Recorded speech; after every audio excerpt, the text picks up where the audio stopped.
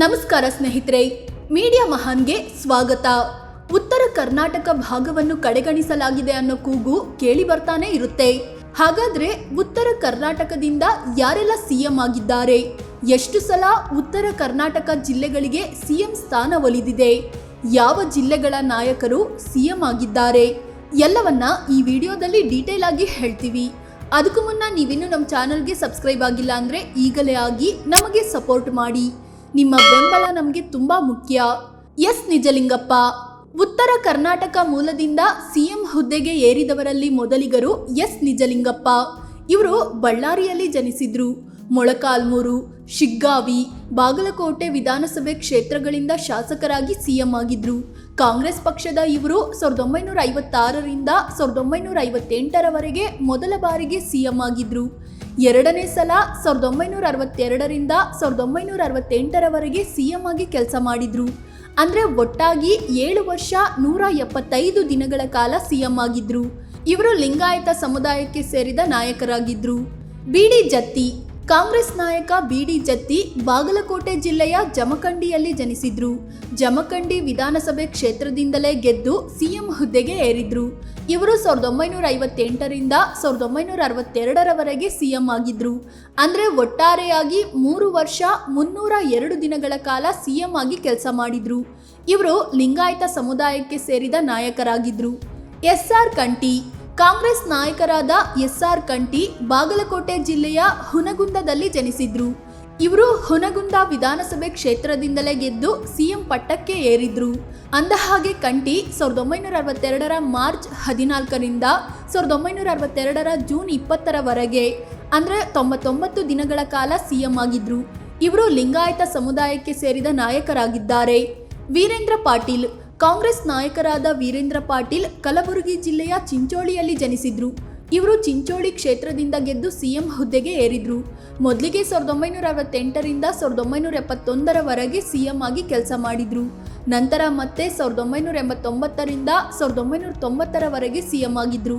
ಅಂದ್ರೆ ಒಟ್ಟು 3 ವರ್ಷ 342 ದಿನಗಳ ಕಾಲ ಸಿಎಂ ಹುದ್ದೆಯಲ್ಲಿದ್ರು. ರಾಮಕೃಷ್ಣ ಹೆಗಡೆ ಜನತಾ ಪರಿವಾರದ ನಾಯಕರಾದ ರಾಮಕೃಷ್ಣ ಹೆಗಡೆ ಉತ್ತರ ಕನ್ನಡದ ಸಿದ್ದಾಪುರದಲ್ಲಿ ಜನಿಸಿದ್ರು. ಉತ್ತರ ಕನ್ನಡವನ್ನ ಕೂಡ ಉತ್ತರ ಕರ್ನಾಟಕದ ಜಿಲ್ಲೆ ಅಂತಲೇ ಪರಿಗಣಿಸಲಾಗುತ್ತೆ. ರಾಮಕೃಷ್ಣ ಹೆಗಡೆ ಕನಕಪುರ ಮತ್ತು ಬಸವನಗುಡಿ ವಿಧಾನಸಭೆ ಕ್ಷೇತ್ರದಿಂದ ಶಾಸಕರಾಗಿ ಆಯ್ಕೆಯಾಗಿದ್ರು. 1983ರಿಂದ 1988ರವರೆಗೆ 5 ವರ್ಷ 216 ದಿನಗಳ ಕಾಲ ಸಿಎಂ ಆಗಿ ಕೆಲಸ ಮಾಡಿದ್ರು. ಇವರು ಹವ್ಯಕ ಬ್ರಾಹ್ಮಣ ಸಮುದಾಯಕ್ಕೆ ಸೇರಿದವರಾಗಿದ್ದಾರೆ. ಎಸ್.ಆರ್. ಬೊಮ್ಮಾಯಿ ಜನತಾ ಪಕ್ಷದ ನಾಯಕ ಎಸ್.ಆರ್. ಬೊಮ್ಮಾಯಿ ಅವಿಭಜಿತ ಧಾರವಾಡ ಜಿಲ್ಲೆಯ ಶಿಗ್ಗಾವಿಯಲ್ಲಿ ಜನಿಸಿದ್ರು. ಈಗ ಇದು ಹಾವೇರಿ ಜಿಲ್ಲೆಗೆ ಒಳಪಡುತ್ತೆ. ಇವರು ಹುಬ್ಬಳ್ಳಿ ಗ್ರಾಮೀಣ ವಿಧಾನಸಭೆ ಕ್ಷೇತ್ರದಿಂದ ಗೆದ್ದು ಸಿಎಂ ಹುದ್ದೆಗೆ ಏರಿದ್ರು. 1988ರಿಂದ 1989ರವರೆಗೆ ಅಂದ್ರೆ 281 ದಿನಗಳ ಕಾಲ ಸಿಎಂ ಆಗಿದ್ರು. ಇವರು ಲಿಂಗಾಯತ ಸಮುದಾಯಕ್ಕೆ ಸೇರಿದ ನಾಯಕರಾಗಿದ್ದಾರೆ. ಧರಮ್ ಸಿಂಗ್ ಕಾಂಗ್ರೆಸ್ ನಾಯಕ ಧರಮ್ ಸಿಂಗ್ ಕಲಬುರಗಿ ಜಿಲ್ಲೆಯ ಜೇವರ್ಗಿಯಲ್ಲಿ ಜನಿಸಿದ್ರು. ಜೇವರ್ಗಿ ವಿಧಾನಸಭೆ ಕ್ಷೇತ್ರದಿಂದ ಗೆದ್ದು ಸಿಎಂ ಹುದ್ದೆಗೆ ಏರಿದ್ರು. 2004ರಿಂದ 2006ರವರೆಗೆ ಅಂದ್ರೆ 1 ವರ್ಷ 251 ದಿನ ಅಧಿಕಾರದಲ್ಲಿದ್ರು. ಇವರು ರಜಪೂತ ಸಮುದಾಯಕ್ಕೆ ಸೇರಿದವರು. ಜಗದೀಶ್ ಶೆಟ್ಟರ್ ಬಿಜೆಪಿ ನಾಯಕ ಜಗದೀಶ್ ಶೆಟ್ಟರ್ ಬಾಗಲಕೋಟೆ ಜಿಲ್ಲೆಯ ಬದಾಮಿ ತಾಲೂಕಿನವರು. ಇವರು ಹುಬ್ಬಳ್ಳಿ ಧಾರವಾಡ ಸೆಂಟ್ರಲ್ ವಿಧಾನಸಭೆ ಕ್ಷೇತ್ರದಿಂದ ಗೆದ್ದು ಸಿಎಂ ಆಗಿದ್ರು. 2012ರಿಂದ 2013ರವರೆಗೆ ಅಂದರೆ 305 ದಿನಗಳ ಕಾಲ ಸಿಎಂ ಹುದ್ದೆಯಲ್ಲಿದ್ದರು. ಇವರು ಲಿಂಗಾಯತ ಸಮುದಾಯಕ್ಕೆ ಸೇರಿದ ನಾಯಕರಾಗಿದ್ದಾರೆ. ಬಸವರಾಜ ಬೊಮ್ಮಾಯಿ ಬಿಜೆಪಿ ನಾಯಕ ಬಸವರಾಜ ಬೊಮ್ಮಾಯಿ ಧಾರವಾಡದ ಹುಬ್ಬಳ್ಳಿಯಲ್ಲಿ ಜನಿಸಿದ್ರು. ಇವರು ಶಿಗ್ಗಾವಿ ಕ್ಷೇತ್ರದಿಂದ ಗೆದ್ದು ಸಿಎಂ ಹುದ್ದೆಗೆ ಏರಿದ್ರು. 2021ರಿಂದ 2023ರವರೆಗೆ ಸಿಎಂ ಆಗಿದ್ರು. ಅಂದರೆ 1 ವರ್ಷ 295 ದಿನಗಳ ಕಾಲ ಹುದ್ದೆಯಲ್ಲಿದ್ದರು. ಅಂದಹಾಗೆ ಇವರು ಲಿಂಗಾಯತ ಸಮುದಾಯದ ನಾಯಕರಾಗಿದ್ದಾರೆ. ಯಾವ ಜಿಲ್ಲೆಗೆ ಎಷ್ಟು ಸ್ಥಾನ?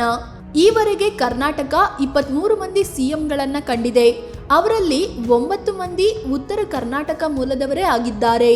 ಬಾಗಲಕೋಟೆಯಿಂದ 3, ಕಲಬುರಗಿ, ಧಾರವಾಡದಿಂದ ತಲಾ 2, ಬಳ್ಳಾರಿ, ಉತ್ತರ ಕನ್ನಡದಿಂದ ತಲಾ ಒಬ್ಬೊಬ್ಬರು ಈ ಹುದ್ದೆಗೆ ಏರಿದ್ದಾರೆ. ಯಾವ ಜಾತಿಗೆ ಹೆಚ್ಚು ಅವಕಾಶ?